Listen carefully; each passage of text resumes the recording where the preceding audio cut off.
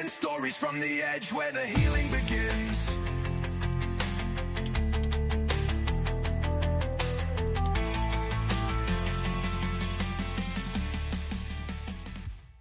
Right, welcome to the Old Paratrooper podcast, a podcast where we talk to a wide variety of guests from all walks of life with the main goal of raising awareness for mental health across the board. Today's guest, it gives me great pleasure to introduce 3 times Mr Olympia, the chemist, aka Frank Zane. How you doing, Frank? Thank you, Chris. I'm fine. Good stuff. Thank you very much for taking the time to come on the podcast. I really, really appreciate it. My pleasure. Thank you.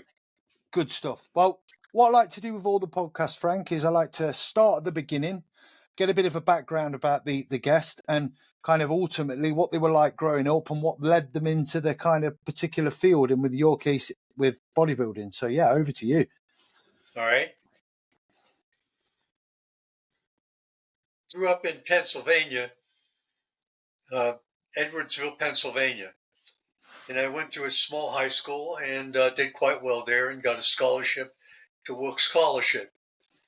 And went to Wilkes College for 4 years and graduated there with a bachelor's degree in education and began teaching school. I taught mathematics for 13 years, in a year in Pennsylvania, a year in New Jersey, and then 3 years in Florida, and then 8 years in Los Angeles. Wow. That's quite, so teaching was that kind of like your passion and stuff that you wanted to do when you were growing up? You know, it was, because when I went to school, I had such bad teachers. I thought at the time, I could do better than this right now. And so that was sort of my motivation. And, I just continued along those lines and stayed in teaching. Yeah, awesome stuff. Obviously the schooling system's a little bit different in the States as it is to here in the UK.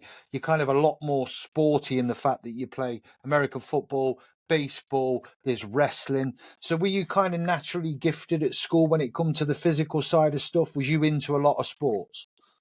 Not really. I just did bodybuilding full time. What age did you kind of get into that? Age 14. God, that is young, isn't it? Well, that was what it called for. So, when I started, I really liked it. So I stuck with it.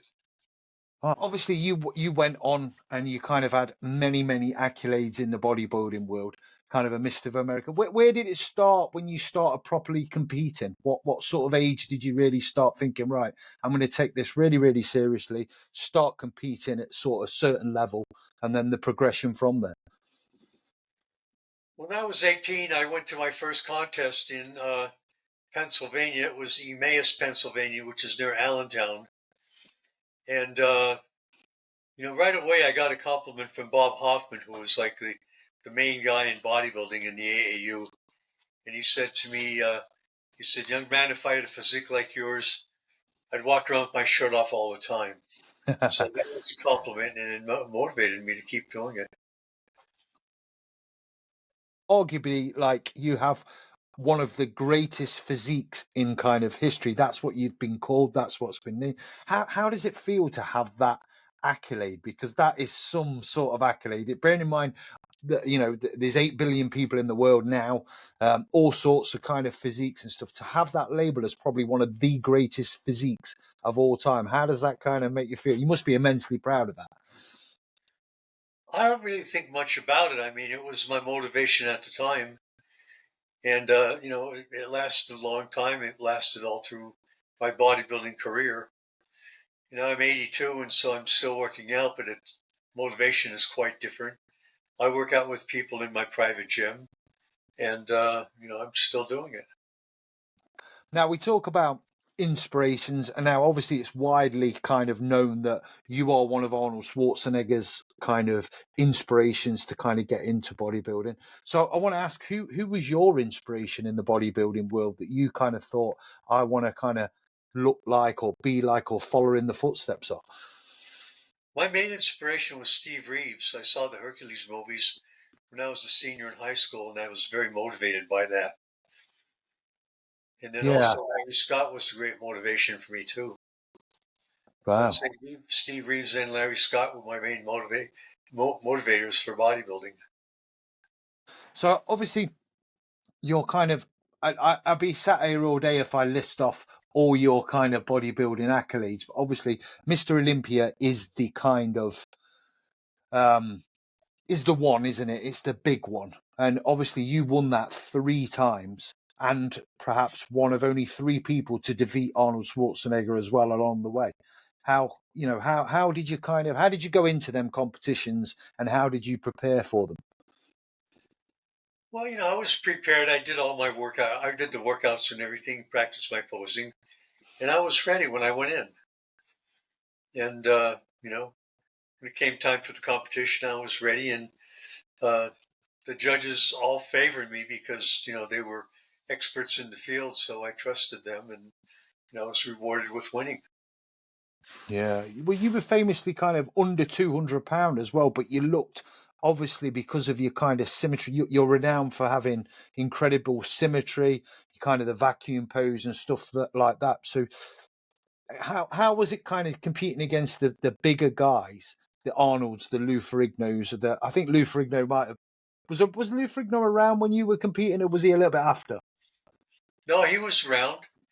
He came into it right when I was involved, and uh, I was friends with everybody. We worked out together in the gym, so we're on equal footing.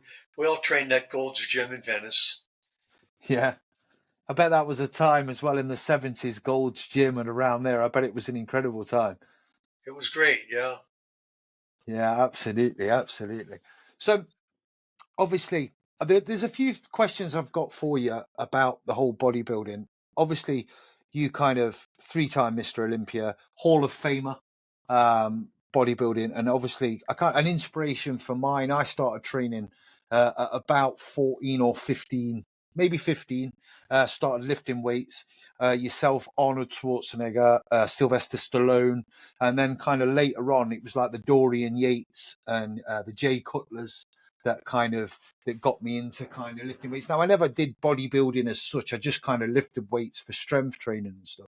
So I want to ask you, is like the difference through, you've seen the body types change over the years. Like your era, it was very kind of almost natural. I mean, there were some big guys, but it was more natural looking. And then we went through a period in the 90s where they were kind of muscle mass monsters, the Ronnie Colemans and the kind of Jay Cutlers. And what do you think that was? What's your take on that? How the bodybuilding scenes evolved? Because I feel like we've gone back to almost the more natural looking bodybuilding now. What's your thoughts on that? I think you had to do the best with what you had, what you were given, your natural structure, and I think I did. I maximized my potential by training correctly and going to top competitions and winning. Yeah, no, fair play.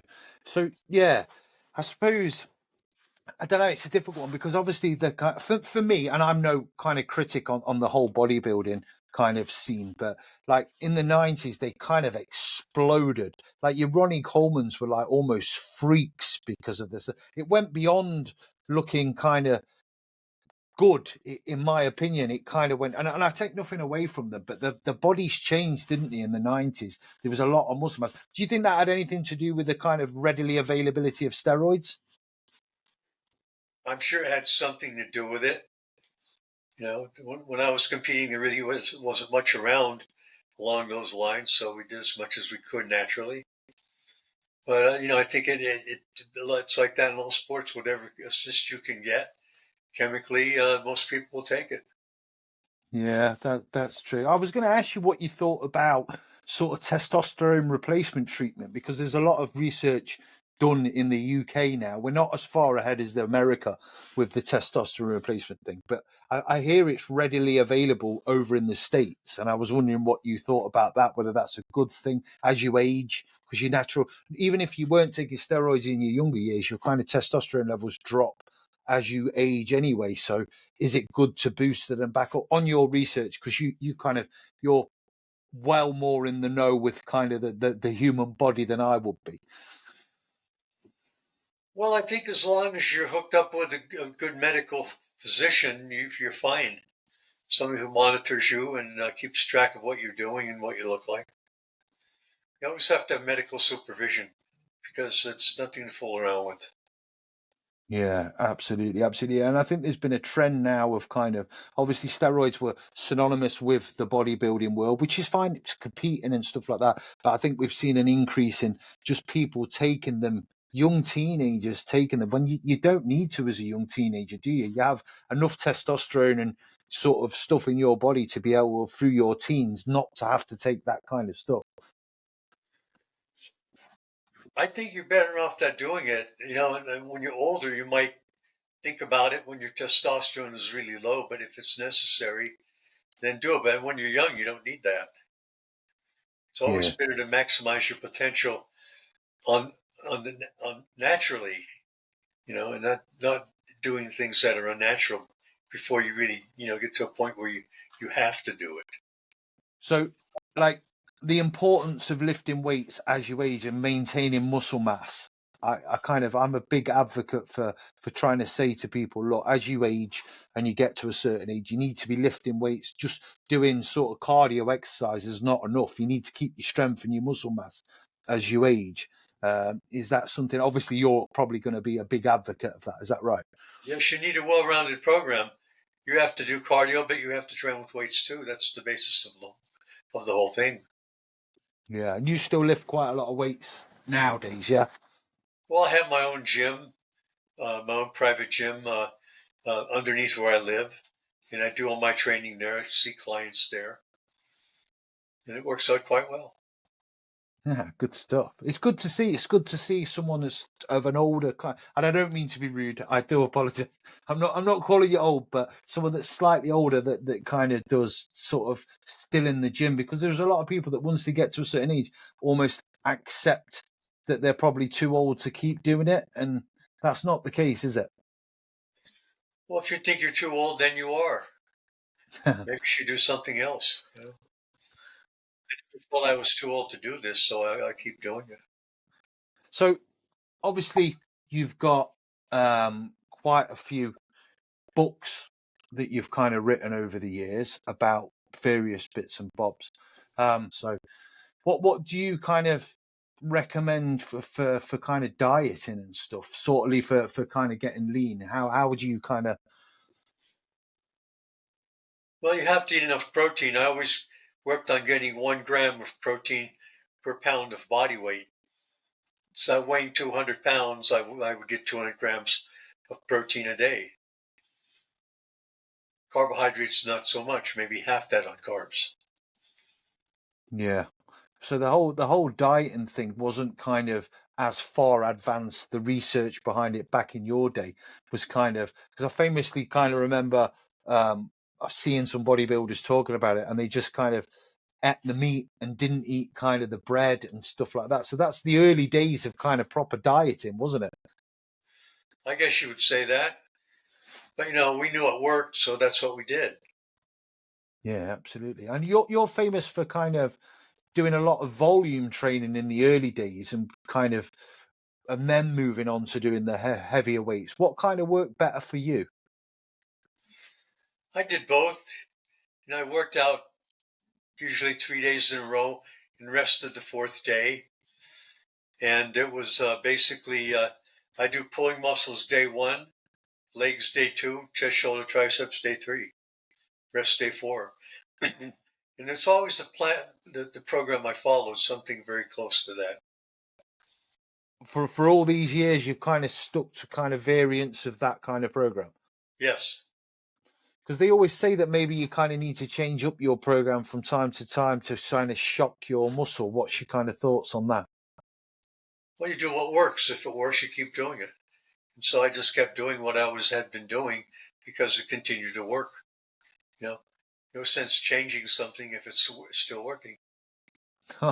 Fair play. Talked about that. Talked about that. So, kind of, what I suppose I want to ask, kind of, what you kind of do with your time nowadays, and what you have on the kind of horizon, and what you've got coming up. You still kind of take clients on and train clients. I do, but not so much. I mean, I have people that come by and work with them. and I still do it. But basically, it's about my own training, and I still work out regularly, and I have some people that I train with.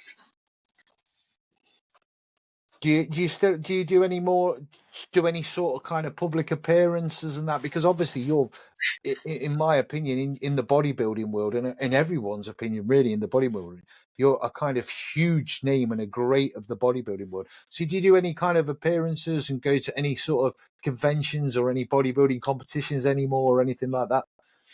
Not too much. No. No, I do things on a local basis every now and then, if it calls for it. I've been in awe of you for years, kind of following your careers, read some of your books. And it's, like I say, it's just a pleasure to get you on. I don't often get starstruck, Frank, but I'm not going to lie to you. I'm a kind of a bit of a loss for words on this one. So Well, I do apologize. I do apologize. So, but no, look, it's been a pleasure chatting. Apologize. I appreciate your attitude. Who would you say, because obviously people will turn around and say that you're the probably their idol. Who is it that you kind of think is the greatest bodybuilder of all time? Well, it's hard to say of all time because there have been people, I'd say, who was ever winning the top titles at the time. All those years Arnold was winning. Before him, it was Sergio Oliva, who was fantastic. And then more recent years, Dorian Yates. I think some of the newcomers, Mike O'Hearn, is very good, and he's big and strong, and I think he could be really a great threat to bodybuilding in the future if he continues to do it. Yeah, and obviously you've got your Chris Bumsteads. I don't know if you've heard of a guy called Brian Terry. That No. kind of he's from literally just up the road from me. I think he's just kind of won kind of a big title in the bodybuilding world. Good. Yeah. So yeah, it's good. It's good. It continues to go from strength to strength. It's as popular now as it's kind of ever been. So yeah, no. Look, Frank, absolute pleasure. I'm not going to keep you. I'm just. It's been a pleasure to have you on the podcast. I really, really appreciate you giving me the time to come on. I know it was short, but like I say, I didn't want to keep you too long. But I appreciate you making the time to come on, pal. Well, thank you very much. It's been a pleasure talking to you, and I wish you the best of luck in all your future endeavors, including your podcast. You're doing very well with it. Thank you. Thank you very much, Frank. It's been a pleasure. You take care. Enjoy your weekend. I will, and you too. You too. Thank you. Bye-bye.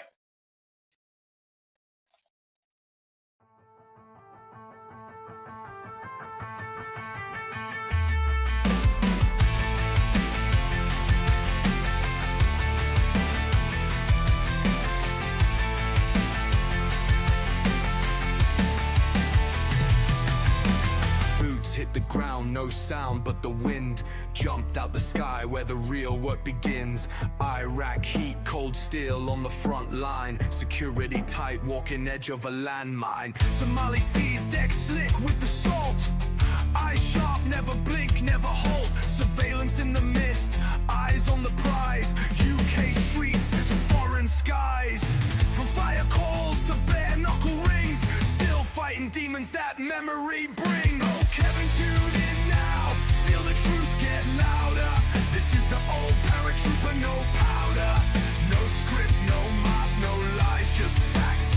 Mental health raw in boots or slacks, ADHD to the PTS pain. We're breaking silence, not playing games. Old paratrooper podcast, stay locked in. Stories from the edge where the healing begins.